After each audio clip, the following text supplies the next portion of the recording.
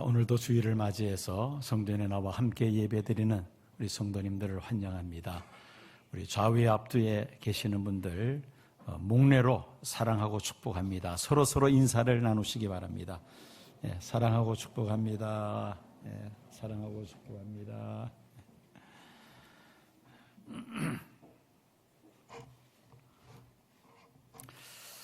터키 여행을 다녀오신 분들은 아마 다 기억을 하시겠습니다만은 반드시 방문하게 되는 그런 관광 명소가 있습니다.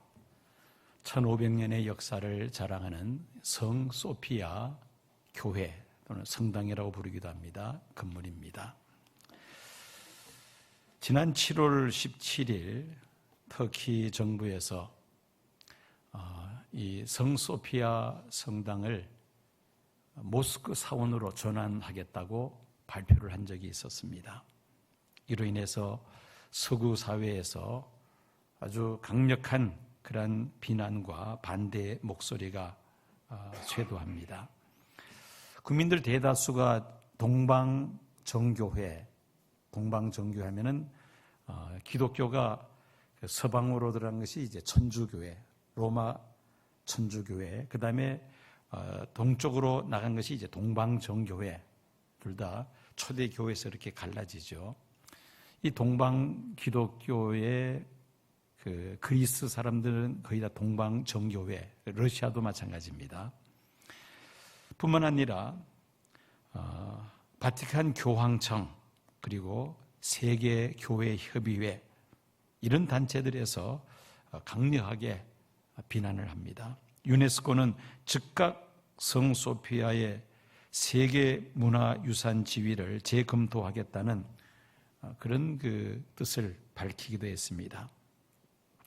이 성 소피아 성당은 주후 326년에 로마의 콘스탄티누스 황제에 의해서 건립이 됩니다. 당시 수도를 이 콘스탄티노플로 수도를 옮기면서 이 성소피아 교회를 세웠던 것입니다. 그러다가 537년에 유스티니아누스 황제에 의해서 지금 현재의 저 건물이 건축이 됩니다. 15세기에 콘스탄티노플이 오스만 제국에 함락되기 전까지 이 성소피아 대성당은 1000년 동안 이 동방정교회의 중심이 되었습니다. 그러다가 1453년 오스만 제국의 콘스탄티노플이 함락이 되면서 이 성소피아 성당은 당시 오스만 제국의 황실 모스크로, 황실 이슬람 사원으로 개조가 되죠. 세계 1차 대전으로 이 오스만 제국이 멸망합니다. 터키 공화국이 들어서는데 이때 초대 대통령이던 아타튀르크는 1934년에 강력한 세속주의 정부를 앞세워서 성소피아 모스크를 성소피아 박물관으로 전환을 했습니다. 그러다가 80여 년이 지난 오늘날 지금의 터키 정부가 이 박물관으로 쓰던 성소피아 대성당을 이제는 이슬람 사원으로 사용하겠다는 그러한 발표였습니다. 영국 크리스천 투데이에 의하면은 지난 7월 10일 터키 최고 행정법원은 성소피아를 박물관으로 사용하기로 했던 1934년 터키 공화국의 결정과 관련해서 이렇게 발표를 합니다. 성소피아의 성격은 모스크로 규정됐고 그 외 사용은 법적으로 불가능하다.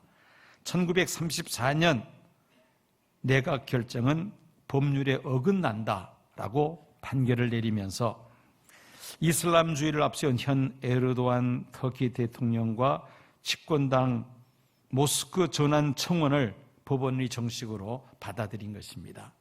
그래서 그동안에 박물관으로 사용하던 것을 이제는 이슬람 사원으로 사용하겠다고 발표를 한 것입니다. 역사적으로 보면은 이 터키와 앙숙 관계에 있는 그리스가 있습니다. 이 그리스의 문화부 장관은 이런 발표를 합니다. 에르도안 터키 대통령의 정치적 의지에 따른 오늘의 결정은 이 기념비적인 건축물의 고유한 가치와 기독교적 성격을 인정하는 문명 세계에 대한 공개적 도발이라고 그렇게 발표를 하면서 강도 높게 터키 정부의 같은 조치를 비난을 했습니다. 미국의 마이크 폼페이오 국무장관은 최근 성명을 통해서 성소피아는 종교와 전통, 역사의 다양성을 존중하겠다는 약속의 모범 사례였는데 성소피아의 지위 변경은 이 놀라운 문화유산이 서로 다른 종교와 전통, 문화를 연결하는 다리로서 인류에 봉사할 수 있는 능력을 저해할 것이다 라고 발표를 했습니다.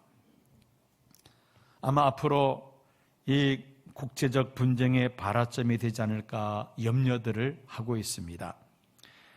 9.11 테러로 인하여 이슬람 문화권과 기독교 문화권의 충돌이 이제 본격적으로 더욱더 확산되지 않을까 염려되기도 합니다.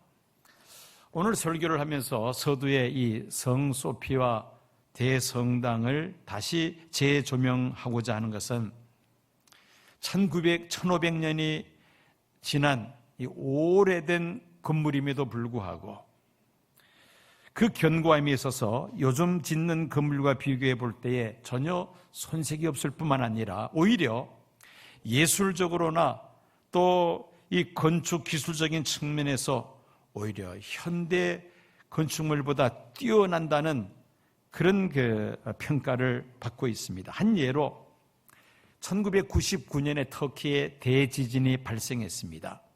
이 대지진으로 그 터키에 있는 많은 건물들이 붕괴되거나 또한 파손이 되었습니다. 여러분 사진에 올라오는 것처럼 저게 지금부터 20년 전에 있었던 사건이죠. 그 빌딩들이 저렇게 무너져 내려 앉아버리고 말았습니다. 이때 대지진으로 사망한 사람이 15,000명입니다. 그리고 부상당한 사람이 25,000명 가까이 되죠. 엄청난 피해를 입었습니다. 그런데 1500년 역사를 자랑하는 이 성소피아 대성당은 손상이 되지 않고 그대로 보존되었다는 겁니다. 그만큼 기초가 튼튼했다는 말이죠. 그리고 지진을 대비해서 기둥과 벽돌을 쌓아 올릴 때에 건물이 무너지지 않도록 그렇게 튼튼하게 지었다는 것입니다. 이 성소피아 사원을 대성당을 우리가 생각하면서 오늘 본문 말씀 사도행전 20장에 기록된 특별히 사도 바울이 3차 전도 여행을 마무리하고 예루살렘으로 돌아가던 중 밀레도 항구, 지금의 터키 영토이죠. 밀레도 항구로 에베소 교회 장로들을 초청해서 한 고별 설교를 오늘 말씀을 한번 살펴보고자 합니다. 오늘 설교 제목이 우리를 든든히 세우는 하나님의 말씀입니다. 오늘 말씀 가운데 32절 말씀만 제가 다시 읽겠습니다. 지금 내가 여러분을 주와 및 그 은혜의 말씀에 부탁하노니 그 말씀이 여러분을 능히 든든히 세우사 거룩하게 하심을 입은 모든 자 가운데 기업이 있게 하시리라. 그 말씀이 여러분을 능히 든든히 세우사. 하나님의 말씀이 에베소 교회의 성도들을 든든하게 세워줄 것이라는 말씀입니다. 아이러니하게도 사도 바울이 지금 이 말씀을 전한 밀레도 항구에서 지금 성소피아 대성당까지 거리가 그렇게 멀지 않습니다. 어쨌든 하나님의 말씀 위에 든든하게 세움받은 사람은 어떤 어려움 속에서도 그 믿음이 흔들리지 않는다는 사도 바울의 말씀인 것입니다. 사도 바울이 왜 밀레도 항구의 에베소 교회 장로들을 불러 모았는지 그 이유를 우리가 세 가지로 생각해 볼 수가 있습니다. 첫째는 사도 바울이 이 에베소 교회를 3년 동안 정말 눈물을 흘리면서 세운 교회였기 때문입니다. 31절 보면은 그러므로 너희가 일깨어 내가 3년이나 밤낮 쉬지 않고 눈물로 각 사람을 훈계하던 것을 기억하라. 사도 바울이 3차례에 걸쳐서 소아시아와 유럽을 순회하면서 많은 교회들을 세웁니다. 이 3차례 전도 여행을 하면서 많은 지역을 방문하면서 교회를 세우는데 한 지역에서 가장 오래 체류하면서 복음을 전했던 장소가 바로 에베소였습니다. 3년을 밤낮으로 말씀을 가르치면서 에베소 교회를 세웠던 것이죠. 그래서 바울은 에베소 교회 장로들을 밀레도 항구에 불러서 마지막 고별 설교를 지금 하고 있는 것입니다. 두 번째로 바울은 순교를 지금 앞두고 있었습니다. 에베소 교회의 교인들을 다시는 보지 못하게 될 것이라고 예상하였기에 마지막으로 에베소 교회 장로들을 밀레도 항구로 불러서 마지막 고별 설교를 한 것입니다. 22절 23절 말씀 보면 보라 이제 나는 심령의 매임을 받아 예루살렘으로 가는데 거기서 무슨 일을 만날는지 알지 못하노라. 오직 성령이 각성해서 내게 증거하여 결박과 환난이 나를 기다린다 하시나. 바울이 이제 예루살렘으로 들어가면은 체포가 되고 많은 환난과 고난을 받게 될 것이라는 것을 이미 바울은 알고 있었죠. 다시는 에베소 교회 성도들을 보지 못할 것이라는 것을 예상했기 때문에 에베소 교회 대표인 장로들을 초청해서 마지막 고별 설교를 한 것입니다. 그리고 세 번째 이유는 29절 30절에서 우리가 발견할 수 있습니다. 내가 떠난 후에 흉악한 이리가 너희에게 들어와서 그 양떼를 아끼지 아니하며 또한 너희 중에서도 제자들을 끌어 자기를 좇게 하려고 어그러진 말을 하는 사람들이 일어날 줄을 내가 아노니. 흉악한 이리가 장차 에베소 교회 안에 파고 들어올 것이다. 이 흉악한 이리는 양의 탈을 쓴 이리를 말합니다. 즉 거짓 교사 이단들을 가리키죠. 요즘도 이 흉악한 이리들이 성도들의 집을 노크를 합니다. 성경을 들이내밀면서 그러면서 다른 예수, 다른 복음을 전하는 자들이죠. 즉 이단들을 말합니다. 장차 이단들이 에베소 교회에 파고 들어와서 교회를 어지럽히게 될 것을 바울이 내다보았기 때문입니다. 그래서 에베소 교회 장로들을 밀레도 항구로 불러서 하나님의 말씀 위에 든든히 서야 함을 말씀하였던 것입니다. 사도 바울이 전하는 말씀은 어떠한 말씀입니까?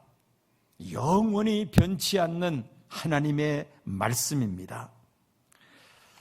동정녀 마리아에게 천사가 나타나서 아기를 잉태할 것을 알려줍니다. 그때 마리아가 뭐라고 천사에게 대답을 하죠? 나는 사내를 알지 못하는데 어찌 이 일이 있을 수 있습니까? 그때 천사가 마리아에게 한 말이 있습니다. 성령이 내게 임하시고 지극히 높으신 이의 능력이 너를 덮으시리니 이러므로 나실 바 거룩한 자는 하나님의 아들이라 일컬으리라. 대저 하나님의 모든 말씀은 능치 못할 일이 없느니라. 대저 하나님의 말씀은 능치 못할 일이 없느니라. 이 말씀에 마리아가 무엇이라고 화답을 합니까? 주의 계집종이오니 말씀대로 내게 이루어지이다. 비록 사내를 알지 못하는 동정녀 마리아였습니다마는 성령께서 임하시면 아기를 갖게 된다는 그 천사의 말을 그대로 믿음으로 받아들이죠. 대저 하나님의 말씀은 능치 못할 일이 없다는 이 천사의 말을 그대로 받아들이고 주의 계집종이오니 말씀대로 내게 이루어지이다. 하나님의 말씀대로 이루어질 것을 마리아는 믿었다는 말씀입니다. 하나님의 말씀은 반드시 이루어지고야만 합니다. 예수님께서 말씀하시기를 천지는 없어지겠으나 내 말은 영원히 변치 아니하리라고 말씀하십니다. 수혜칠 가치가 없는 인생을 의지하지 말고 정함이 없는 세상 재물을 의지하지 말며 오직 영원히 계시는 하나님, 영원히 변치 않는 하나님의 말씀만을 우리가 믿고 의지해야 할 줄로 믿습니다. 이태리의 어느 비행사 출신의 목사님의 간증입니다. 이분이 비행사가 되기 위해서 교육을 받고 있을 때였습니다. 훈련을 받을 때에 교관으로부터 귀가 따갑도록 들은 이야기가 있었습니다. 뭐냐면은 비행기의 계기판을 믿어야 한다. 만약에 그렇지 아니하면 비행기가 너를 죽일 것이다. 비행사 되기 위해서 교육을 받으면서 귀가 따갑도록 교관들로부터 그런 말을 듣습니다. 훈련을 마치고 이제 파일로트 면허증을 땄습니다. 그리고 이제는 비행기를 모는 조종사로서 일을 시작을 했습니다. 어느 날 기류가 고르지 못한 날 비행기를 조종하고 있는데 오른쪽 날개가 이렇게 처져 있다는 느낌을 들었습니다. 그래서 왼쪽으로 비행기 날개를 이렇게 틀었는데 갑자기 가슴이 조여오면서 이제 그러면서 가슴이 답답해짐을 느낍니다. 비행기 계기판을 보는 순간 깜짝 놀랍니다. 지금 그 비행기가 정반대 방향으로 가고 있고 또 비행기가 완전히 뒤집어져서 날고 있는 것이었습니다. 계기판을 통해서 확인하면서 깜짝 놀랍니다. 바로 그 계기판을 기준으로 해서 비행기를 다시 돌려 세우고 그 방향을 다시 뒤바꿔서 원래의 목적지로 다시 날기를 시작을 합니다. 가슴이 조여오고 가슴이 답답해짐을 느끼면서 갑자기 머릿속에 교관이 했던 말이 생각이 났던 겁니다. 비행기의 계기판을 믿어야 한다. 그렇지 않으면 비행기가 너를 죽일 것이다. 그 말이 머릿속에 떠오르면서 계기판을 주목했다는 겁니다. 그랬더니만은 비행기가 완전히 뒤집어진 상태에서 정반대 방향으로 날아가고 있더라는 것이죠. 그래서 계기판을 보고 비행기를 다시 정상으로 세우고 다시 목적지로 180도 방향을 돌려서 운항을 했다는 것입니다. 여러분, 우리의 신앙생활도 그러합니다. 나의 주관적인 어떤 신앙 체험, 나의 어떤 느낌, 감정을 가지고 신앙생활을 하려고 해서는 안 됩니다. 나의 지식과 나의 경험을 기준해서 신앙생활을 하려고 해서는 안 됩니다. 영원히 변치 않는 하나님의 말씀, 이 하나님의 말씀이 우리의 신앙생활의 유일한 기준이 될 줄로 믿습니다. 이 말씀 위에 우리의 믿음의 집을 세워나가야 한다는 말씀입니다. 우리 개개인의 신앙과 우리 교회, 내 가정을 든든히 세우는 것은 오직 하나님의 말씀뿐입니다. 사람을 의지하고 사람을 쫓아가서는 안 됩니다. 육신의 정욕과 이생의 사랑과 안목의 정욕을 쫓아가서도 안 되죠. 물질의 탐욕에 사로잡혀서 물질의 종이 되어서도 안 될 것입니다. 오직 주의 말씀만을 쫓아갈 때에 어떤 유혹도 뿌리칠 수가 있으며 어떤 이단 사상도 우리가 물리칠 수가 있을 것입니다. 예수 믿는 믿음 때문에 받게 되는 어떤 핍박과 고난도 우리가 두려워하지 않고 말씀 위에 든든하게 서서 말씀을 이루어드리는 하나님의 일꾼들이 될 줄로 믿습니다. 우리가 이 하나님의 말씀 위에 든든히 서면은 어떤 결과가 초래할 것인가? 첫째는 그 말씀이 우리를 지켜주십니다. 교회를 지켜주십니다. 32절 다시 봅니다. 지금 내가 너희를 주와 및 그 은혜의 말씀께 부탁하노니 그 말씀이 너희를 능히 든든히 세우사 거룩히 하심을 입은 모든 자 가운데 기업이 있게 하시리라. 교회의 머리는 예수 그리스도입니다. 사람이 교회의 머리가 될 때는 항상 그 교회는 불안해할 수밖에 없을 것입니다. 그러나 예수님께서 교회의 머리가 되시면은 그 교회는 결코 흔들림이 없습니다. 예수님께서 교회를 친히 지켜주시고 보호해 주시기 때문입니다. 우리가 세상에 태어나서 세상 살면서 우리가 의지하는 것들이 그 단계마다 달라집니다. 태어나서 어릴 때는 누구를 의지할까요?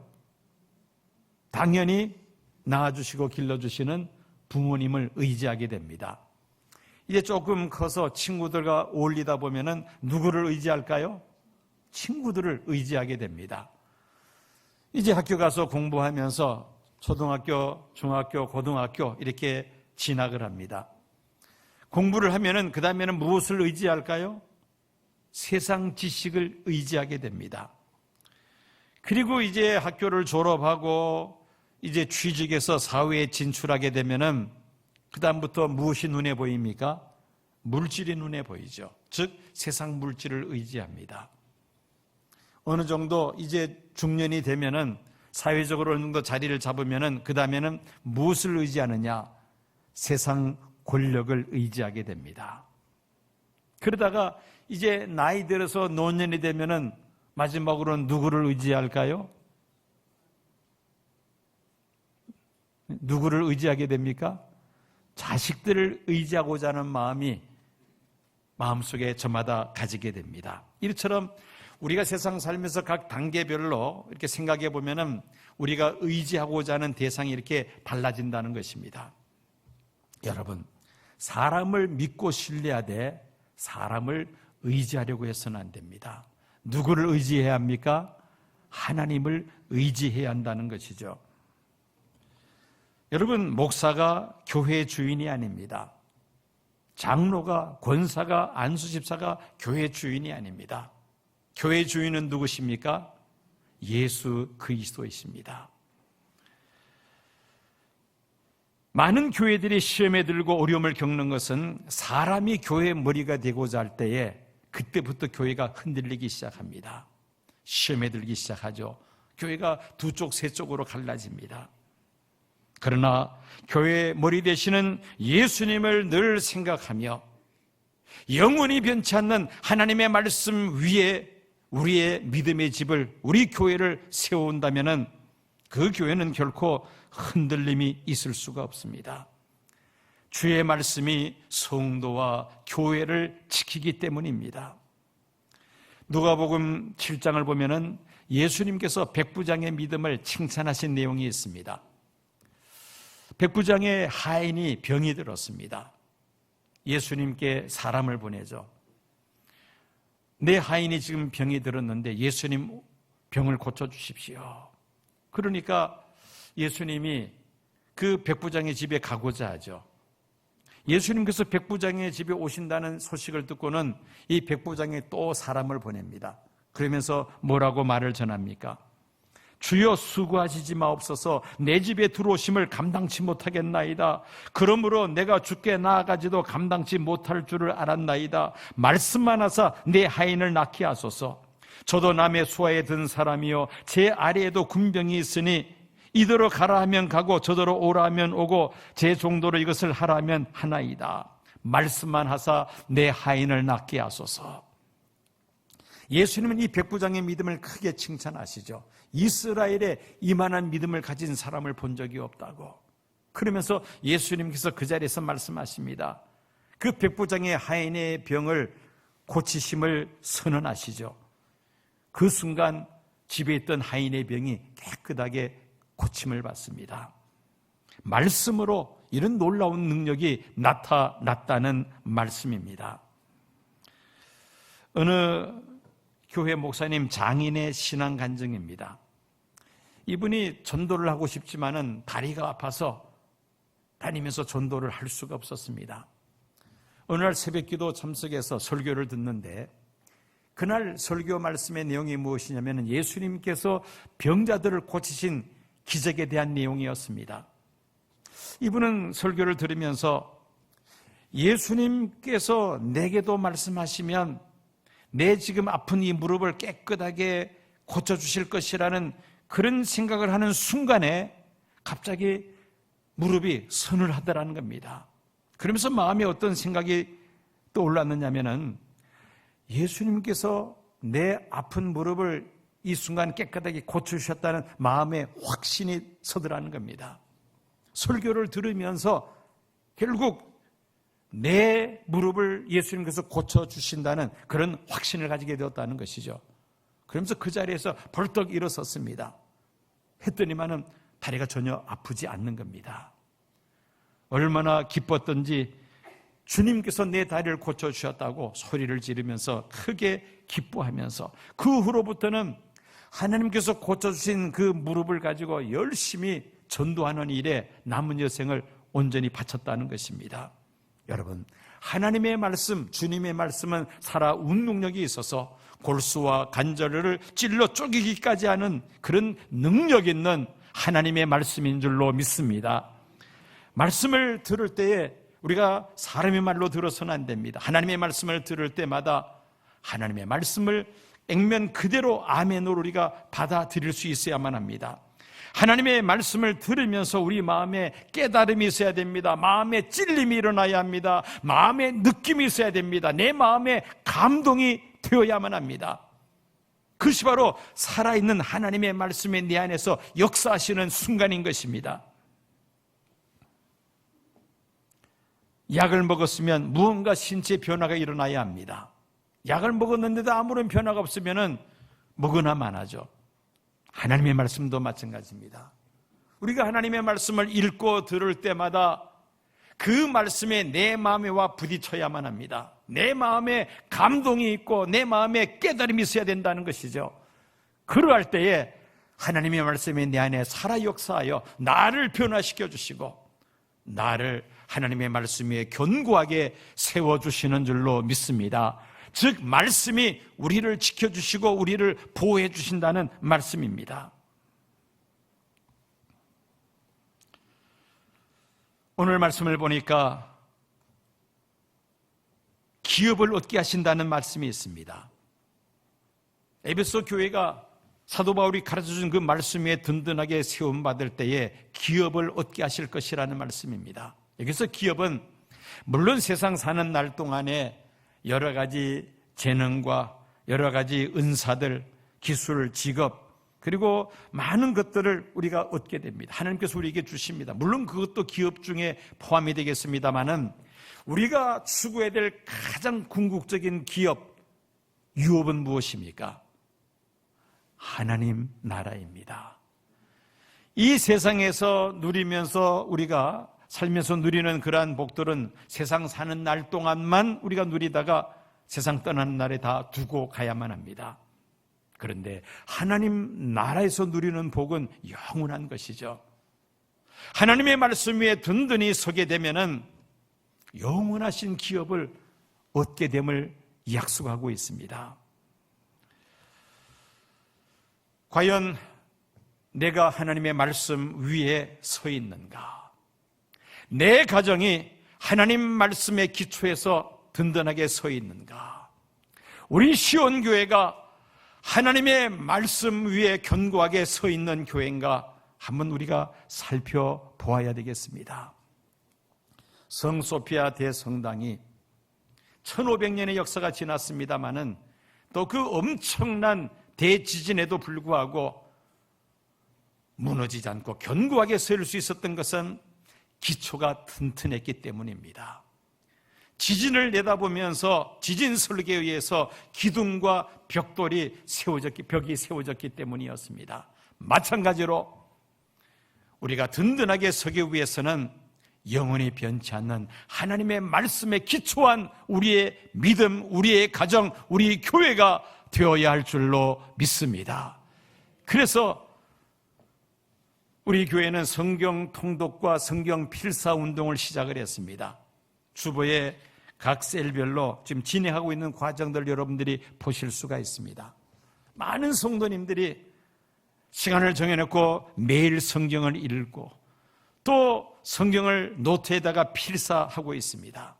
왜냐하면 이 하나님의 말씀만이 우리를 든든하게 세움을 우리가 믿기 때문입니다. 코로나19로 인해서 과거에 여름방을 맞아 우리의 자녀들 신앙 훈련을 2박 3일 날을 정해놓고 그렇게 해왔습니다마는 금년은 불가능하게 되었습니다. 코로나19로 학교마다 수업 일수가 지금 줄어들어서 여름 방학을 한 주 아니면 2주밖에 실시하지 못한다고 합니다. 학교마다 또 방학 기간이 다 다릅니다. 어느 기간에 맞춰서 여름 성경학교를 또 학위 수련을 해야 될지 지금 갈피를 잡지를 못하는 그런 상황입니다. 또 문제는, 더 큰 문제는 코로나19 감염 예방을 위해서는 거리 두기를 해야 하는데, 즉 신체적 접촉을 최소화해야 하는데 이전처럼 교회에서 2박 3일 그렇게 프로그램을 진행할 수 없게 되었습니다. 만약에 그렇게 하다가 문제가 발생하면 교회가 고스란히 다 책임을 져야만 합니다. 현실적으로 예년과 같은 교회학교 학위 행사는 불가능하다는 말이죠. 그렇다 해서 우리의 2세 신앙 교육을 그대로 방치해버리면 어쩌면 우리 당대의 신앙의 맥이 끊어질 수도 있습니다. 얼마나 무서운 일입니까? 복음을 땅끝까지 전파하는 것이 교회와 성도의 궁극적인 사명인데 땅끝까지 전파하기는커녕 내 가정에서부터 신앙이 단절될 수가 있다는 것입니다. 우리 2세들의 신앙 교육에 대해서 우리가 진지하게 생각을 해봐야 합니다. 아무리 코로나19로 현실이 어렵다 하더라도 우선순위를 분명히 해야만 합니다. 우리의 자녀손들에게 신앙 교육만은 우리가 바르게 해야만 합니다. 그들을 영원히 변치 않는 하나님의 말씀 위에 그들을 세워야 되겠다는 것입니다. 그래서 이번에 온라인으로 한 달 동안 교회학교 학위 행사를 진행하고자 합니다. 모든 교육기관이 지금은 온라인으로 수업을 진행하는 그런 추세이죠. 신앙교육도 어쩔 수 없이 온라인으로 할 수밖에 없는 그런 상황입니다. 화상회의 프로그램을 통하여 온라인으로 교육을 진행하고 교육용 동영상을 최대한 활용해서 4주 또는 5주간 이번 교회학교 학위 행사를 진행하고자 합니다. 이를 위해서는 우리 학부모들이 정말 관심을 가져야만 합니다. 아이들이 제대로 지금 이 신앙 훈련에 참여하고 있는지를 계속해서 체크를 해주셔야만 합니다. 만약에 코로나19를 핑계로 해서 교회도 내보내지 않고 이런 온라인 교육도 참석시키지 않다 보면은 어느 순간 신앙의 맥은 끊어져 버리고 맙니다. 배가 끊어진다는 것이죠. 앞으로 작년 교육도 온라인으로 할 수밖에 없는 그런 상황입니다. 그래서 화상회의 프로그램을 가지고 성경 공부를 진행하며 또 셀예배를 위한 모든 소그룹 모임을 강화해야만 하는 그런 상황입니다. 이대로 그대로 방치했다가는 소그룹의 결속력이 다 와해가 되면서 성도들이 하나씩 교회를 떠나는 일이 앞으로 발생할 것입니다. 어쩌면은 여러분들이 앞으로 교회에 올 때에 정말 죽음을 각오하고 순교적인 각오를 하고 교회에 나와야 될지도 모릅니다. 지금 코로나19 이것 가지고도 교회에 나오기를 꺼려 하는데 앞으로 환난과 핍박이 다가오면 어떻게 우리가 이겨낼 수가 있겠습니까? 교회는 방역에 최선을 다할 것입니다. 어쨌든 예방적인 차원에서 최대한 방역을 하되 성도님들은 겁내지 말고 두려워하지 말고 혹시라도 교회에 가서 내가 감염되면 어떻게 할까 염려하지 말고 교회에서는 최대한 방역에 최선을 다할 것이고 성도님들은 어쨌든 예배에 참석하는 일에 힘을 쏟아부어야 합니다. 아이들을 참석시켜야만 합니다. 지금 교회 학교가 텅텅 비어 있어요. 왜? 아이들 혹시라도 감염될까 봐 걱정이 되어서 교회 보내지를 않습니다. 그렇게 한 달, 2달, 1년, 2년 가다 보면 신앙의 맥이 끊어져 버립니다. 땅끝까지 복음을 전파하기는커녕 내 가정의 신앙의 대도 잊지 못하는 그런 결과가 발생한다는 겁니다. 사명 내세우는 교회가 자기 가정의 신앙의 맥도 이어나가지 못하면 무슨 할 말이 있습니까?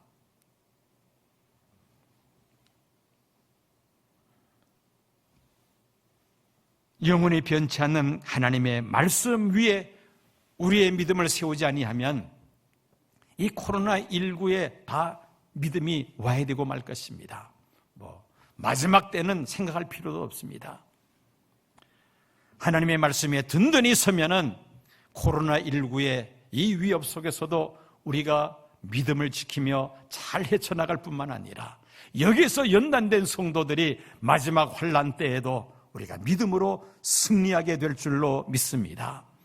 가장 중요한 것은 우리의 믿음의 기초를 어디에 둘 것인가 문제입니다. 하나님의 말씀, 영원히 변치 않는 이 하나님의 말씀의 터 위에 나 개인의 믿음, 내 가정, 우리 시온교회가 든든하게 설 때에 어떤 어려움도 헤쳐나가며 하나님께서 우리에게 주신 궁극적인 사명 넉넉히 감당하게 될 것이며 하나님 나라를 넉넉히 기업으로 얻게 될 줄로 믿습니다.